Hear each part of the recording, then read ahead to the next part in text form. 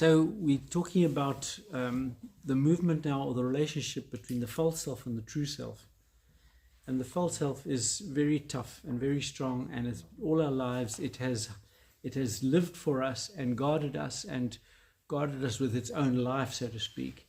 So it's very invested in keeping us on track.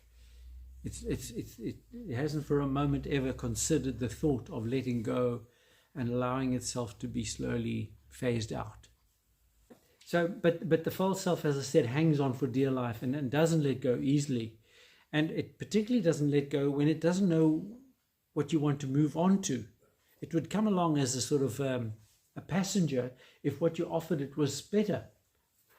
So, why don't we do the following? And it's well, good idea. We're going to go on a 6-month holiday and we're going to do this and do that. So it pumps up the false self. But for the false self, for you to say, well, I'm going somewhere where you can't come with me, now it's going to really get stuck in. It's going to bury itself and it's going to hang on with all its teeth and tentacles. So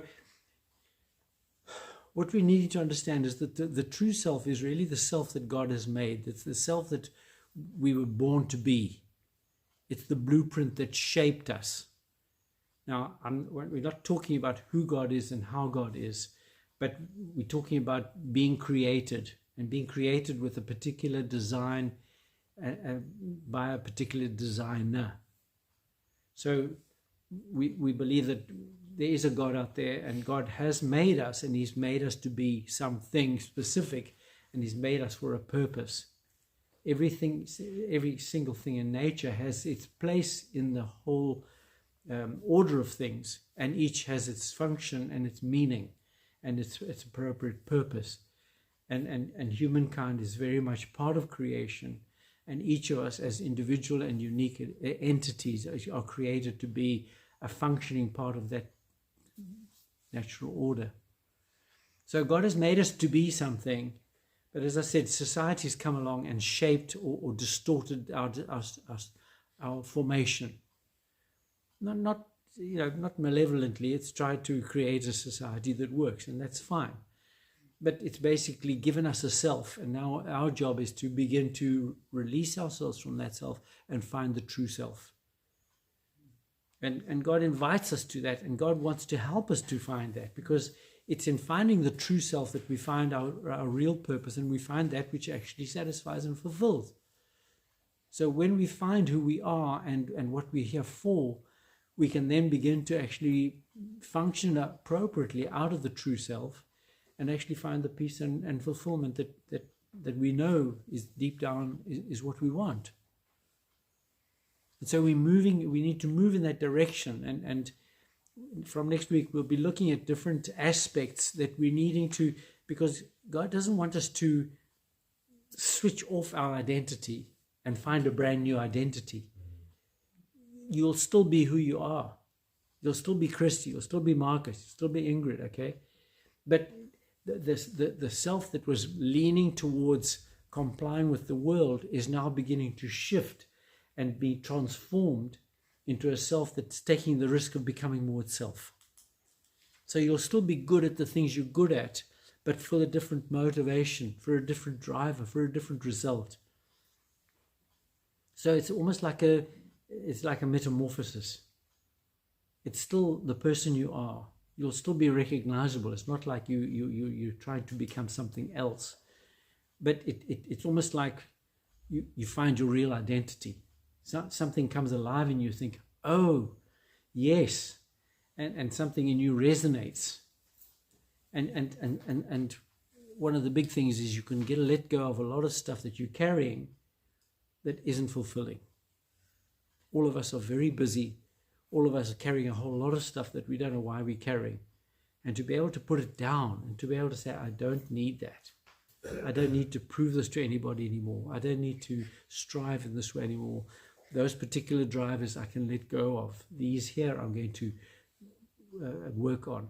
So we'll find our lives simplifying and clarifying and becoming more right-fitting, more appropriately fitting.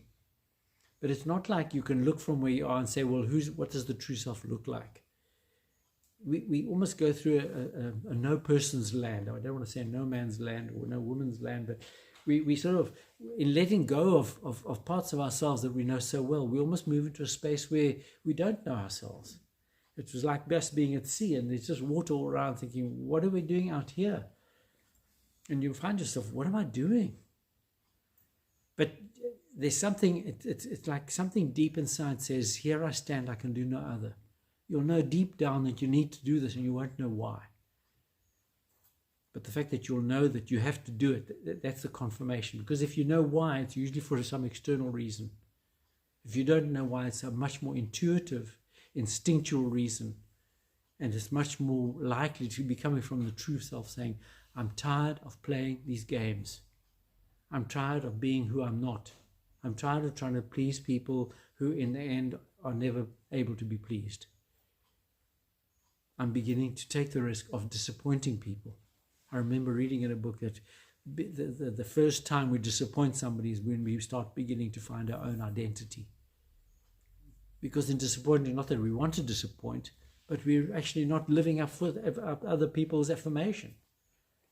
They can want what they want, but we need to also want what we want, and not always to find, to appease people or please people and lose ourselves. So, am I prepared to disappoint people? And some of your friends will say, what's wrong with you? You've always been like this and now you're like that. And they might not find it attractive or likable. But you'll find that your true friends will actually rejoice in your shift. And the friends that just came along for a ride will actually leave. Because not all your friends are true because they're true, because they like you for who you are. They like you for what they get from you. They like you for what you awaken in them or for other reasons. So you might well find that some people actually, friendships slowly fade. But other friendships come alive because you're starting to share or share stuff on a level that is much more true, much more real, much more, it's risk-taking. Because you never can guarantee where you're going. It's a journey without a sort of known conclusion. You just know you've got to do it. And so there's a certain risk attached to it. But it feels like, like I said, here I stand or here I go. I can do no other. And there's something within us that actually enables us to do that. There's something within us that facilitates that movement. And you might be letting go of stuff. You might be taking risks. You might leave your job. You might do dramatic things. I remember counseling a guy and he came to a point of thinking, you know what? And he came back the next week, he says, I've resigned. I said, what? I hope you didn't do it because of me. He says, no, I felt it's not right. I've resigned. I'm going to start my own business. He was 60. And he loved it. He'd always worked for a boss and always been there to sort of please everybody. And now suddenly he thought, I can do this. And something in him shifted dramatically. And it's not necessarily such a dramatic shift, but we'll know inside that we're moving into a place that is more real. And that's where God is inviting us. That's where God is drawing us, because he says, you can do it. He believes in us because he knows what's really inside us. People often say, you can't leave your job, or you can't do that. When we sail, lots of people say, are you crazy? I said, yeah. Taking 5 children into the ocean, I said, yeah, I'm crazy. So, sometimes you don't know why, but you have to be crazy. But what I'm saying is, it's not like we're moving into an unknown. We're trusting more an intuitive driver, an intuitive sense that, and that's why we almost need to develop that inner sense where we start saying, I don't need this. This doesn't feel right. I'm not going to do it.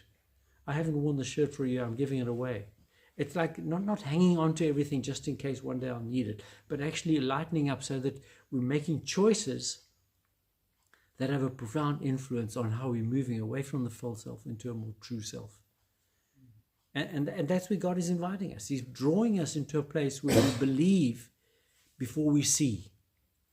Faith is hoping for what we haven't got yet. And basically we're living with a new hope in finding a self that is more authentic, more appropriate, more satisfying, and more appropriate for the society we live in, because we're communal beings. We don't live in alone. We don't live unto ourselves. We live in a fabric of society. So it's not leaving society to find ourselves. It's becoming more authentic in society, in our culture, in our families, in our communities, in our groups, in our work. And people saying, well, I don't know what's happening to you, but, I like it. Or it feels good. Or can I come and have coffee with you? Because everybody wants to move into a place that is more real and authentic, but not many people know how. And there are not many people doing it. So it's not a movement. Most of the movement is to stay in with society. Do what everybody else is doing. Have you got your latest, whatever it is that everybody else has got? So we're going to be looking at, some of the aspects that stop us and some of the aspects that actually help us, because they're big chunks. I mean, all the attitudes we've developed are there for a reason. We've developed them for reasons, and we need to look at those.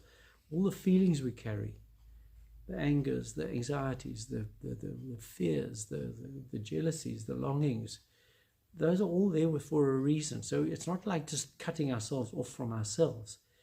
It's doing the work of transformation, of allowing God to work in us, to transform us into a more real place of being. And a lot of what's been working in us has been unsettled because it isn't finding its real place. And as it begins to find its real place, it feels more settled, it finds it's more a more commensurate, a more authentic self. And that's where God is calling us to. He's calling us to become ourselves. He's calling us to come home to who we really are. That's what I said a couple of weeks ago. Our problems are not outside, our problems are inside. Our problems are with our choices, our problems are with our drivers, our problems are with the attitudes and the baggage we carry that stops us actually seeing ourselves for who we are. And God is inviting us to become more authentic to ourselves, and through that to one another.